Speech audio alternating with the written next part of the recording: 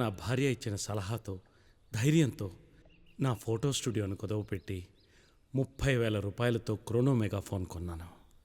లండన్లో సినిమా వ్యాపారంలో ఉన్న బ్రిటిష్ గవర్నమెంట్ అనే సంస్థ అధినేతలు ఈ క్రోనో మెగాఫోన్ని తయారు చేశారు.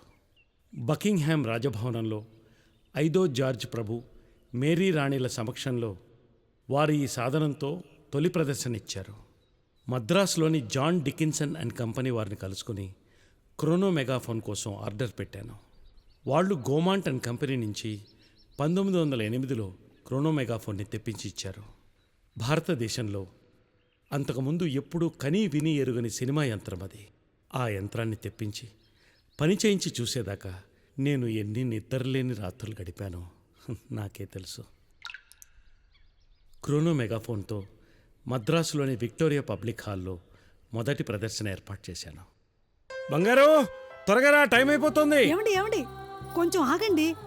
ఏంటి ఏమిటండి ఆ కంగారు? తలపాగా కూడా పెట్టుకోకుండా ఇలా వెళ్ళిపోతున్నారు. ఇవ్వు.